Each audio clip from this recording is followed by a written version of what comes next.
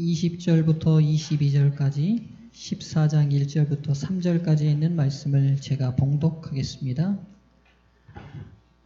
하나님의 말씀 출애굽기 13장 20절, 21절, 22절, 14장 1절과 2절과 3절에 있는 말씀입니다.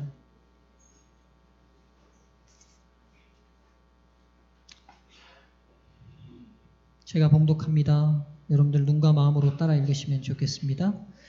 그들이 숲곳에서 발행하여 광야 끝 에담의 장막을 치니 여호와께서 그들 앞에 행하사 낮에는 구름 기둥으로 그들의 길을 인도하시고 밤에는 불기둥으로 그들에게 비치사 주야로 진행하게 하시니 낮에는 구름 기둥 밤에는 불기둥이 백성 앞에서 떠나지 아니하니라.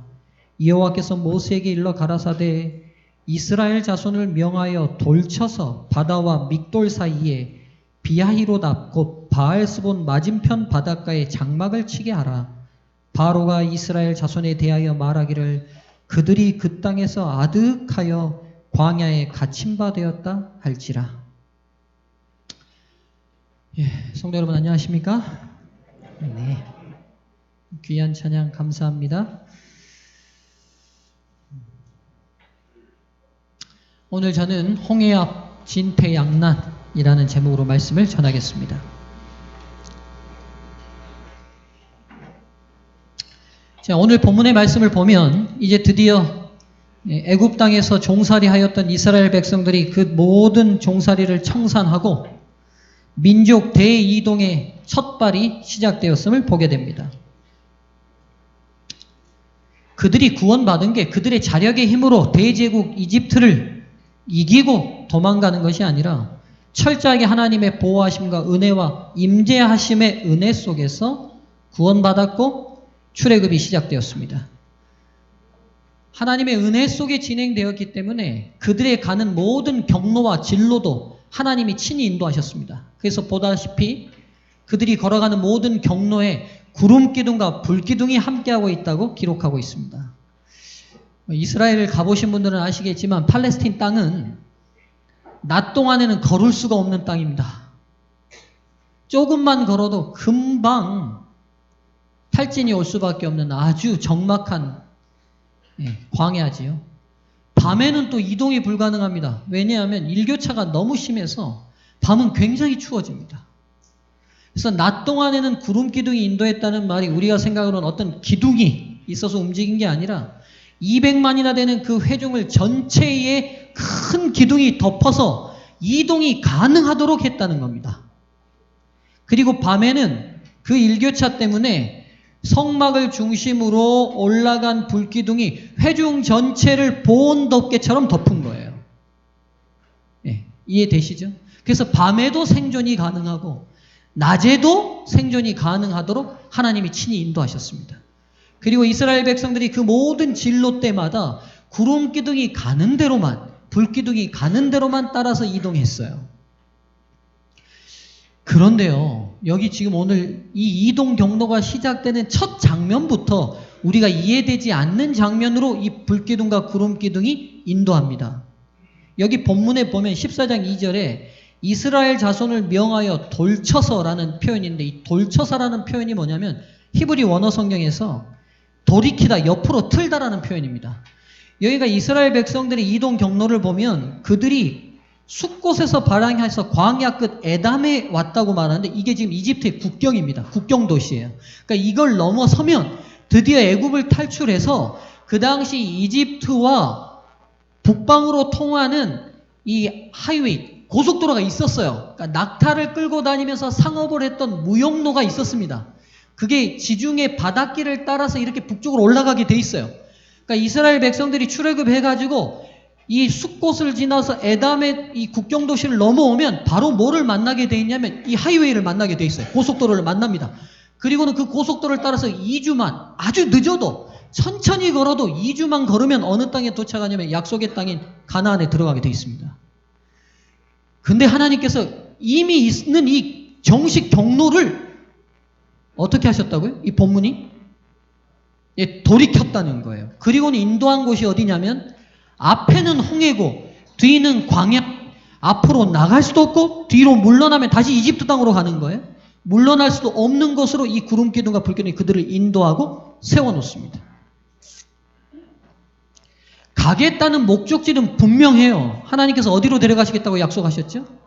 예, 가나안 땅으로, 그토록 소망했던 약속의 땅으로 데려가겠다고, 믿음의 조상 아브라함이 묻힌 그곳에 그들을 데려가겠다고 약속하셨어요. 목적지는 분명합니다. 우리는 다 어디 갑니까? 가나안. 어떤 가나안이죠? 우리는 하늘 가나안 갑니다. 안 가실 분 손 한번 들어보세요.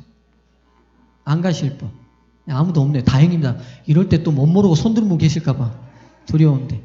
맞습니다. 우리 모두는 다 하늘 가나안 갑니다. 목적지를 모르는 사람 아무도 없어요. 분명해요. 성경 전체에 누누이 얘기하는 게 하나님이 우리를 소원의 한국 가나안, 다시 에덴의 땅으로 우리를 회복시키겠다고 약속하셨어요. 여러분, 저는 성장기입니다. 제 키가 계속 크고 있는 거 여러분 모르셨죠? 제가 얼마 정도 클 거냐면 4m 30 정도 클 겁니다. 성경학자들이 연구해보니까 아담의 키가 4m 30 정도 됐다 그래요. 네. 제가 청소년 부장할 때 우리 청소년들이 목사님 왜 이렇게 키가 작아요? 이렇게 얘기하면 제가 늘 자신있게 얘기했어요. 나는 아직 성장기다. 너희가 몰라서 그렇지. 내가 에덴으로 회복되면 4m 30까지 큰다. 우리 에덴으로 돌아갑니다. 근데 여러분 지금 이스라엘 백성들이 인도되던 길은요. 전혀 하나님이 얘기하신 목적지와는 관계없는 곳으로 하나님께서 인도하셨어요. 지금 현재 현실은. 그러니까 하늘 약속의 땅 가나안으로 데려가시겠다고 했으면 그들이 생각하는 경로가 이미 있어요. 이미 다니는 경로가. 그 경로로 가면 돼요. 그런데 그 경로와는 전혀 관계없는 곳으로 하나님께서 그들을 인도하셨어요. 여러분 인생 살다 보면 이럴 때 있지 않습니까? 바르게 살았다고 살았는데 왜 내가 여기 와 있는지 모르겠어요. 내 인생이 왜 여기 있는지 모르겠어요. 하나님 말씀대로 순종하면서 산다고 살았는데 전혀 예기치 못하는 인생의 방향으로 흘러와서 사람들에게 차마 얘기하기 어려운 형편에 내가 서 있을 때를 발견하게 됩니다. 하나님 안 믿을 때도요. 남한테 크게 해 끼치지 않았는데 바르게 산다고 열심히 노력하고 살았는데 예기치 못하게 그 앞에 서 있는 데가 더 이상 나갈 수도 없고 물러날 수도 없는 홍해 앞 그곳 진퇴양난의 자리에 설 때가 혹시 없으신가요? 오늘 이 시간 저는요. 하나님께서 당신의 백성을 인도하신 이 구약의 역사를 통해서 오늘도 변함없이 우리의 인생을 인도하시는 하나님의 정하신 계획과 뜻이 무엇인지 그리고 그곳에 나타난 하나님의 은혜가 뭔지 발견해보는 시간이 됐으면 좋겠습니다. 그럼 여러분, 왜 하나님께서 여기로 그들을 인도하셨을까요?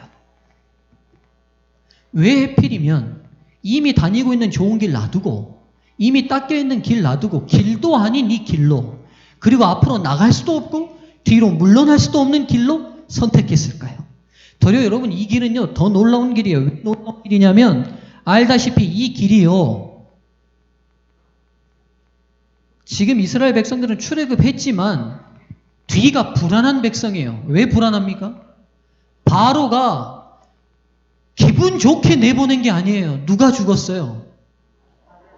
10번째 재앙이 장자뿐만 아니라 애굽의 모든 초태생을 하나님께서 다 죽이셨어요. 그래서 애굽의 바로의 파라오의 집으로부터 아주 가난한 모든 집까지 통곡의 소리가 끊이지 않았어요. 근데 그 일이 다 누구 때문이라고 생각했겠어요? 그들의 이스라엘 노예 때문이라고 생각했어요. 정신 차리고 보니까 그냥 내보낼 수 없는 거예요. 그래서 병거를 끌고 누구를 지금 추격하고 있어요? 이스라엘을 추격하고 있어요. 빨리 한 걸음이라도 더 빨리 이 애굽의 국경을 벗어나서 도망가야 되는데 앞으로 가면 바다에 다 빠져 죽게 생겼고 뒤로 물러나면 애굽 병사 손에 죽게 생겼는 지금 딱 서 있는 자리가 무덤 쓰면 딱 좋은 자리에 하나님이 세워놓으셨어요. 왜 하나님이 이렇게 인도하셨을까요? 서중한 교회가 사랑하는 토의 시간이 돌아왔습니다. 옆분들하고 간단하게 한번 생각을 나눠보시면 좋겠습니다. 1분간 시간을 드리겠습니다. 하나님께서 왜 그들을 이곳으로 인도하셨을까요?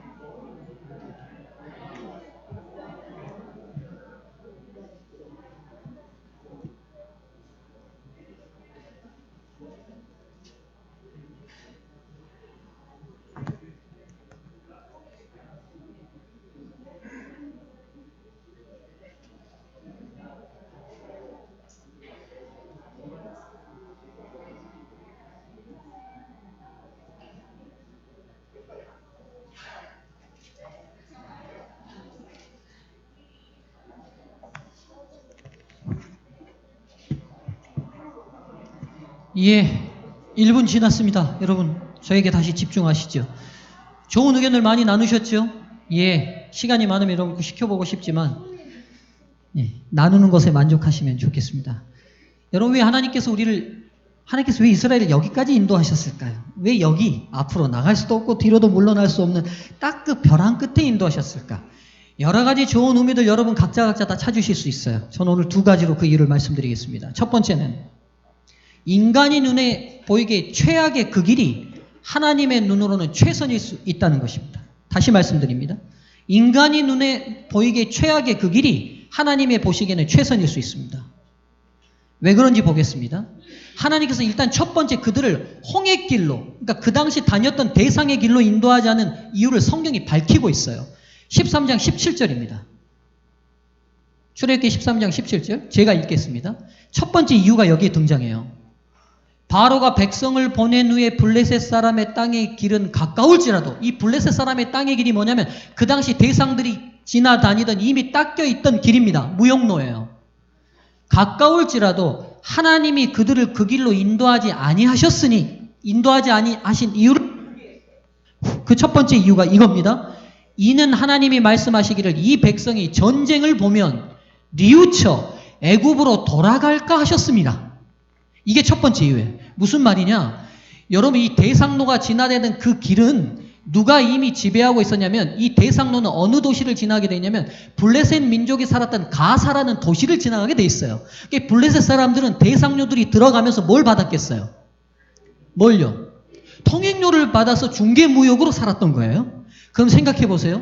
아무것도 없는 피난민 같은 사람들이 한두 명도 아니고 200만 명이 이동하는 이동로가 생기면 블레셋 사람들이 비록 통행료를 요구해서 그 요구를 다 들어준다 한들 200만 명이 넘는 민족이 이동할 때에 그들에게 어떤 위협이 될지 고대 세계에서 충분히 다 이해가 돼요. 그럼 불가분 뭐가 일어날 수밖에 없어요? 전쟁이 일어날 수밖에 없어요. 그럼 잘 생각해 보세요. 이스라엘 백성은 430년을 뭘로 살았냐면 노예로 살았어요. 노예는 뭐만 발달하죠? 노예로 살면 뭐만요? 예, 눈치만. 무슨 눈치만요? 더 높은 이상으로 본인이 성장하고 발전해야겠다는 높은 자존감이 있는 존재가 아니라, 노예는 철저히 살면서 자존감이 다 뭉개져 있어요. 자존감이 뭉개져 있는 사람은 뭐가 제일 중요하냐면 어떻게든 눈치 보면서 먹고 살고 살아남는 게 제일 중요해. 사람답게 살고 고상하게 살고 품격 있게 살고 인간이 향상되는 고상한 존재로 사는 게 중요한 게 아니라, 뭐만 발달해서, 눈치만 발달해서 살살살살 눈치 보면서 사람들 비위 안 건드리면서 저 사람한테 뭐 좀 더 얻어먹고 자기 생명 연장하고 사는 게 노예의 특성이에요. 하나님이 이 노예로 살았던 이스라엘 백성들을 누구보다 더 정확히 아신 거예요?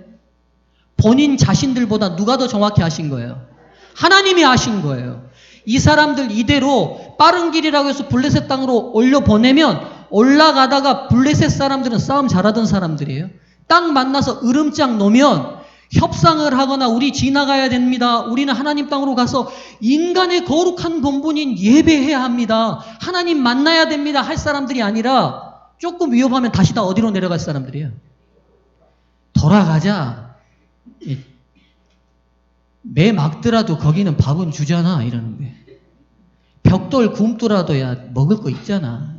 고생스럽더라도 어디 가서 그냥 살자. 애국 가서 살자.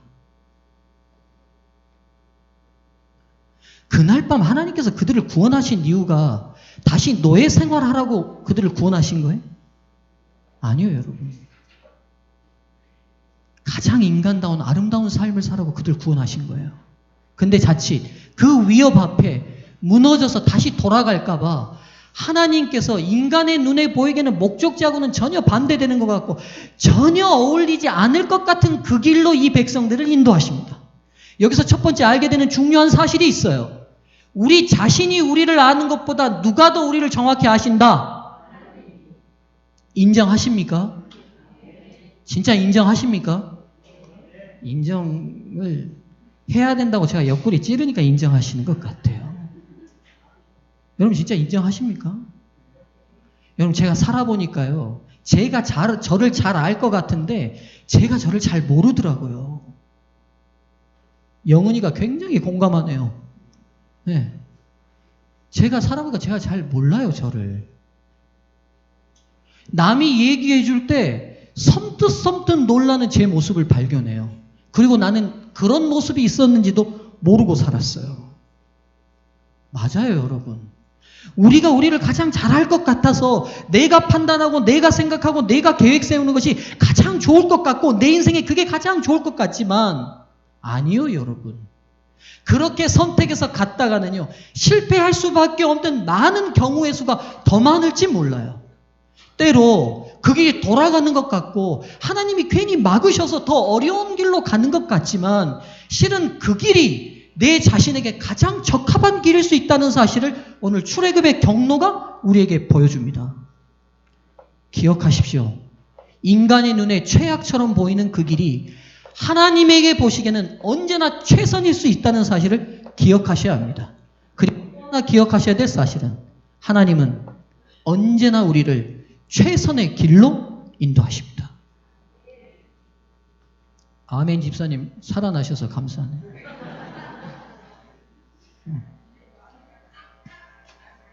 예. 일본이 좋은 기업들이 많은데요. 그 중에 일본인들이 가장 존경하는 기업인이 있다고 그래요. 경영의 신이라고 불린답니다. 전기 공업을 창업한 사람인데요. 마쓰시다 고노스케라는 사람이에요. 어느 날 이 사람이 이제 국민들이 가장 존경받는 경제인이니까 기자가 질문을 했어요. 예, 회장님의 성공의 비결이 무엇입니까? 그랬더니 이 사람이 이렇게 얘기했어요. 하나님은 나에게 특별히 3가지의 은혜를 주셨대요. 이 은혜 덕분에 자기가 성공했대요. 첫 번째 하나님이 주신 은혜가 뭐냐? 집이 몹시 가난해서 어릴 적부터 구두 닦기, 신문팔이 같은 고생을 하였고 이를 통해 세상을 살아가는 데 필요한 경험을 많이 얻을 수 있었다. 이게 하나님이 주신 첫 번째 은혜예요. 두 번째 은혜가 뭐냐? 태어났을 때부터 몸이 몹시 약해서 항상 운동에 힘썼으므로 늙어서도 건강하게 지낼 수 있게 되었다. 이게 하나님이 주신 두 번째 은혜예요. 세 번째 은혜가 무엇이냐? 초등학교도 못 다녔기 때문에 세상 모든 사람들을 스승 삼아 질문하며 열심히 배우는 일을 게을리하지 않았다. 이게 하나님이 주신 세 번째 은혜입니다. 네. 사랑하는 성도님들이시여, 이분이 기독교인인지 아닌지는 모르겠어요. 여하튼 인생길에서 만난 그 벼랑 같은 그 길이 하나님께서 인도하셨다면 우리에게 최선의 길임을 믿음으로 받아들이시게 되기를 간절히 바랍니다. 오늘 우리 성도들 중에서는 말하지 않지만 여러 가지 어려움과 아픔이 있는 성도들이 있습니다. 건강상의 문제들, 경제적인 문제들, 가족 간의 문제들, 아픔들이 다 있으신 걸 제가 다 알아요. 여러분, 근데 제가 여러분들 위해서 아침마다 기도하면서 하나님 그 아픔을 해결해 주시고 바꿔주시라고는 기도하지만 제가 바라고 기대하는 것은 더 큰 기대가 있어요. 여러분이 서 있는 그 벼랑 끝이 하나님의 은혜를 경험하시는 자리가 되기를 간절히 바랍니다. 두 번째, 하나님께서 왜 이 벼랑 끝 같은 길로 이스라엘을 인도하셨을까? 하나님의 의도는 무엇이었을까?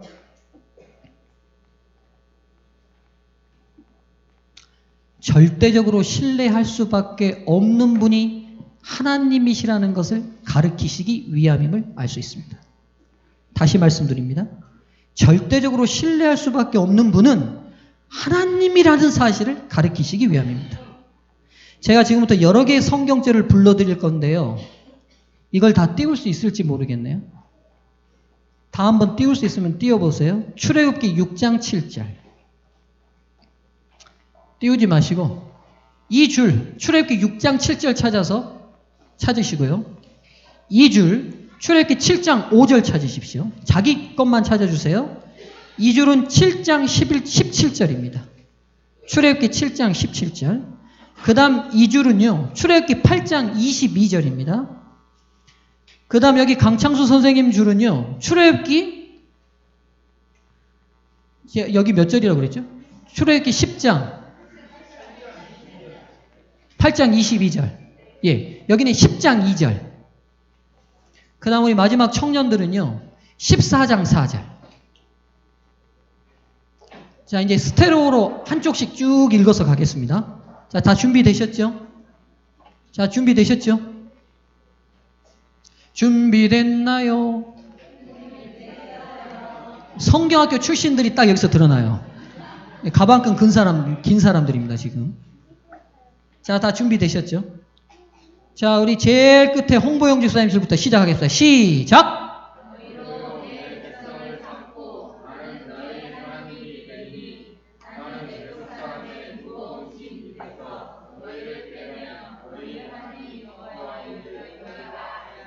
예, 지금 여러분들이 모두 읽을 성경절에는 공통된 말씀이 들어있어요. 자, 우리 박달금 집사님들 줄 준비되셨죠? 시작!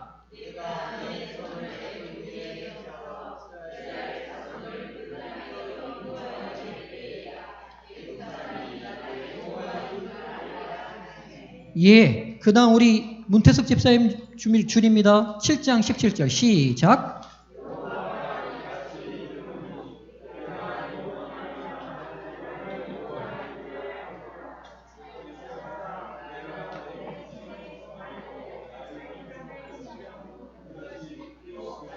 예, 이 줄은 굉장히 개성이 강하신 분들이 많은 거예요.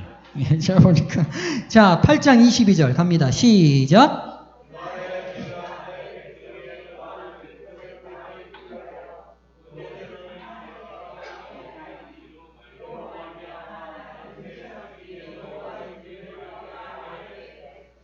예, 그 다음 강 선생님 줄 10장 2절 시작!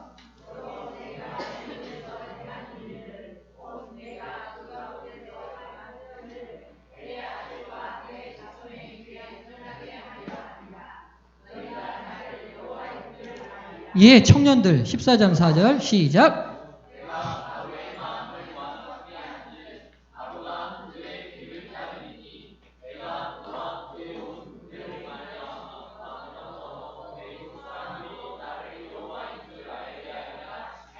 예. 예, 감사합니다. 지금 여러분들이 6절을 읽었어요. 공통된 말씀이 있죠. 뭐죠? 내가 여호와인 줄 너희로 알게 하리라. 한 절 더 있어요. 14장 18절. 내가 바로와 그 병거와 마병으로 인하여 영광을 얻을 때에야 애굽 사람들이 나를 여호와인 줄 알리라 하시더니.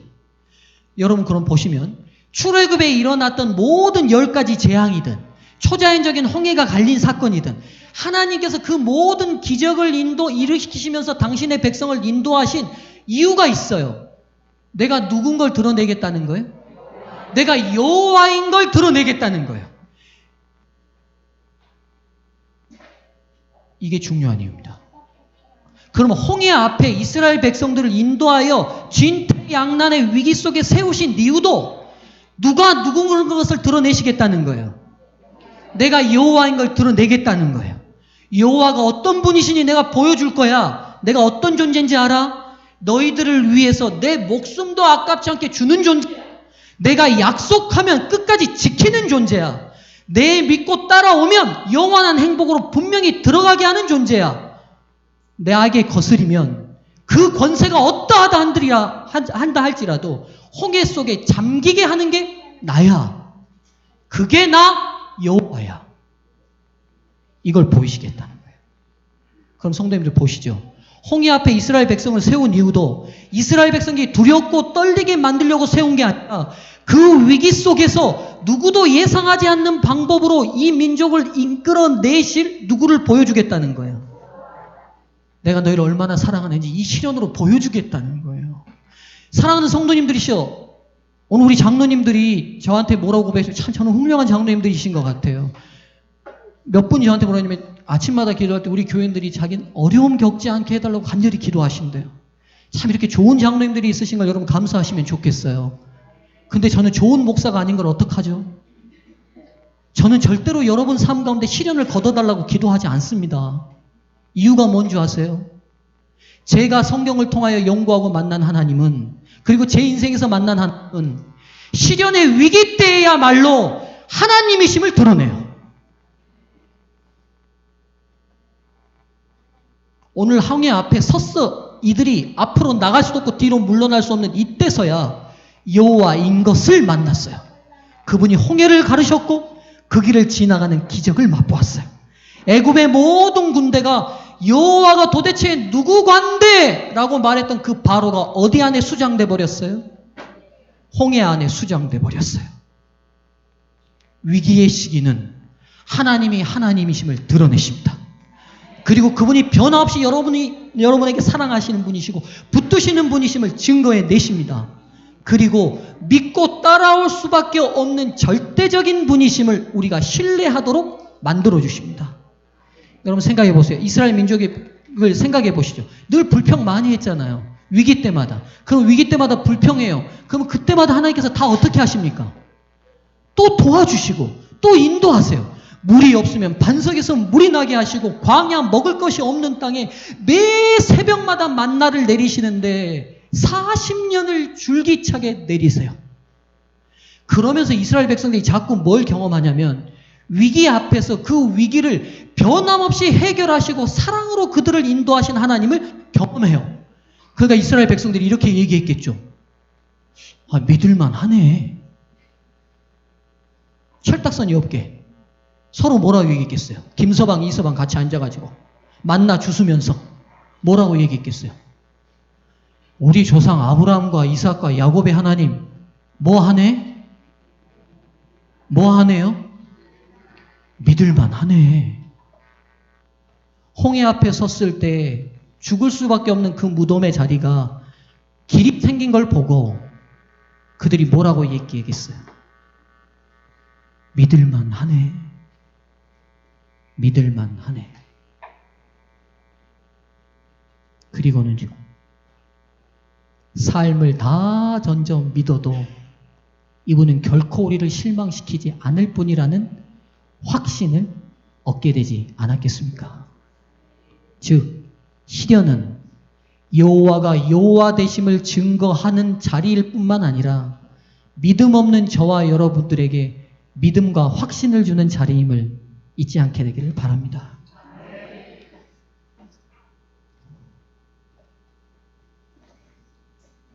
설교를 정리하고 마치겠습니다. 사랑하는 성도님들이시여, 오늘 도대체는 목적지하고는 전혀 관계없는 그 홍해 앞에 나갈 수도 없고 물러설 수도 없는 그 벼랑 끝에 하나님께서 서시게 하셨던 두 가지 이유, 인간의 눈에 최악처럼 보이는 그 자리가 하나님은 우리에게 최선의 자리로 있는 사실을 기억하시면 좋겠습니다.